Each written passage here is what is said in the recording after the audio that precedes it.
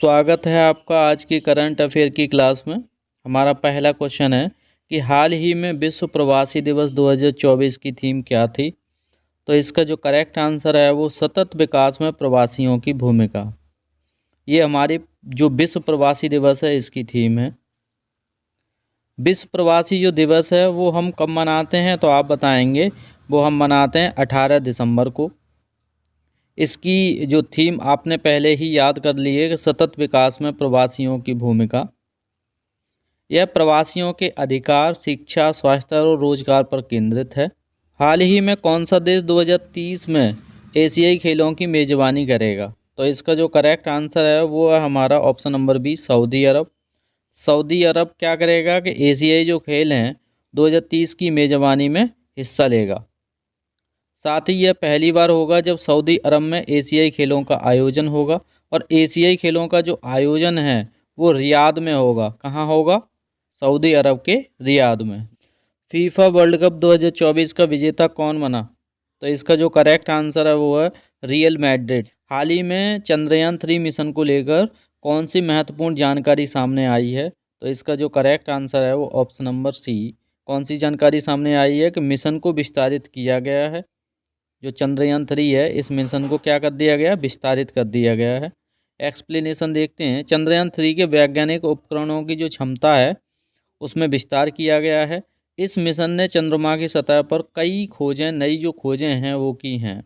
इसरो का यह मिशन चंद्रमा के दक्षिणी ध्रुव पर उतरने वाला पहला मिशन बना है। हमारा नेक्स्ट क्वेश्चन है कि भारत और किस देश ने हाल ही में आर्टिफिशियल इंटेलिजेंस में सहयोग और समझौता किया है? तो इसका जो करेक्ट आंसर है वो अमेरिका के साथ किया गया है। ऑप्शन नंबर कौन सा हो गया हमारा? ए। ये जो समझौता है वो किस क्षेत्र में है? भारत और अमेरिका ने एआई तकनीकी के विकास के लिए ये समझौता किया है। यह समझौता स्वास्थ्य, रक्षा, शिक्षा और एआई का उपयोग केंद्रित करेगा। और इससे दोनों जो देश हैं उनके बीच में क्या है? दोनों देशों के बीच में जो तकनीकी सहयोग है उसमें वृद्धि होगी। हाल ही में भारत ने किस देश को राष्ट्रीय सुरक्षा सहयोग के तहत सैन्य उपकरण उपलब्ध कराए हैं? तो इसका आंसर क्या है हमारा? Option number B. किसको कराए हैं? बांग्लादेश। बांग्लादेश दोनों देशों की जो रणनीतिक संबंध में मजबूती आएगी।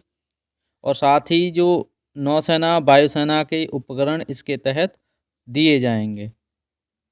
नेक्स्ट है ग्लोबल जेंडर गैप इंडेक्स 2024 में भारत का कौन सा स्थान है? तो भारत का 108वां स्थान है। आपको याद रखना है भारत का कौन सा स्थान है? 108वां स्थान है। पिछली वर्ष की तुलना में वृद्धि हुई है। भारत में 108वां स्थान पर रहकर पिछले साल की तुलना में क्या हुई है? सुधार हुआ है। यह रिपोर्ट किसके द्वारा दी जाती है? विश्व आर्थिक जो मंच है उसके द्वारा यह रिपोर्ट दी जाती है। भारत ने शिक्षा और स्वास्थ्य के जो क्षेत्र है उसमें सुधार किया है। नेक्स्ट है हाल ही में कौन सा भारतीय राज्य ग्रीन हाइड्रोजन मिशन लागू करने वाला पहला राज्य बना है? तो इसका जो करेक्ट आंसर है वो केरल। केरल ने कौन सा प्रोजेक्ट लागू किया है? तो आप बताएंगे। ग्रीन हाइड्रोजन जो मिशन है वो केरल के द्वारा लागू किया गया है। यह पहल ऊर्जा क्षेत्र को स्थिर बनाने के लिए महत्वपूर्ण भूमिका रखती है। केरल महत्वपूर्ण बिंदु यह है कि केरल 2040 तक कार्बन न्यूट्रल बनने का लक्ष्य केरल के द्वारा रखा गया है। यानी कि 2040 है, 2040 तक जो केरल है वो क्या करेगा? जो कार्बन न्यूट्रल हो जाएगा। कार्बन का जो उत्सर्जन है उसमें क्या कमी लाने की कोशिश करेगा। नेक्स्ट है भारत ने हाल ही में किस देश के साथ सेमीकंडक्टर जो सप्लाई चेन है उस पर समझौता किया है? तो इसका जो करेक्ट आंसर है वो हमारा ताइवान। ऑप्शन नंबर कौन सा है? ए है। ताइवान सेमीकंडक्टर सप्लाई चेन है, इसमें क्या करेगा? सहयोग करेगा भारत का। और इससे वैश्विक इलेक्ट्रॉनिकल जो हब है वो भारत बनने की दिशा में क्या आगे बढ़ेगा या कदम बढ़ाएगा। इससे जो हमारे उद्योग हैं और तकनीकी उसको क्या होगा? लाभ होगा। नेक्स्ट है COP29 जलवायु सम्मेलन 2024 की मेज़बानी किसके द्वारा की गई है? तो इसका जो करेक्ट आंसर है वो हमारा ब्राज़ील है। नेक्स्ट क्वेश्चन देखते हैं। कौन सा भारतीय राज्य डिजिटल हेल्थ कार्ड लॉन्च करने वाला पहला राज्य बना? तो इसका जो करेक्ट आंसर है वो हमारा ऑप्शन नंबर बी है, कर्नाटक। तो कर्नाटक ने क्या शुरू किया है, तो आप बताएंगे डिजिटल हेल्थ कार्ड की शुरुआत कर्नाटक के द्वारा की गई है। इसका उद्देश्य क्या है, नागरिकों की जो स्वास्थ्य सेवा है उसको आसान बनाना है। और यह जो कार्ड है वो सभी राज्यों के सभी अस्पतालों में, राज्य के सभी अस्पतालों में ये मान्य होगा। भारत ने हाल ही में किस देश को राष्ट्रीय महिला सशक्तिकरण परियोजना के तहत सहायता प्रदान की है, तो इसका करेक्ट आंसर हमारा option number A Nepal. Nepal को इसके तहत क्या मिलेगा, इसको 50 करोड़ रुपए की सहायता प्रदान होगी नेपाल को। इससे जो कार्य होगा वो शिक्षा, स्वास्थ्य और रोजगार पर केंद्रित जो कार्य हैं वो किए जाएंगे इसके सहयोग से। और इससे क्या होगा, भारत और नेपाल के बीच जो द्विपक्षीय जो समझौते होते हैं वो उनमें मजबूती प्रदान होगी या मजबूती आएगी।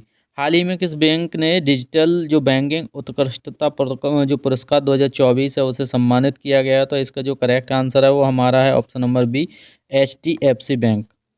नेक्स्ट क्वेश्चन देखते हैं, हाल ही में कौन सा देश ग्लोबल पीस इंडेक्स 2024 में पहले स्थान पर या शीर्ष स्थान पर रहा है, तो वो देश है हमारा आइसलैंड। जो आइसलैंड है वो ग्लोबल पीस इंडेक्स में कौन से स्थान पर, शीर्ष यानी कि पहले स्थान पर रहा है। ये 13वीं बार है, आइसलैंड ने ये रिकॉर्ड कौन सी बार लगातार बनाया, ये 13वीं बार है।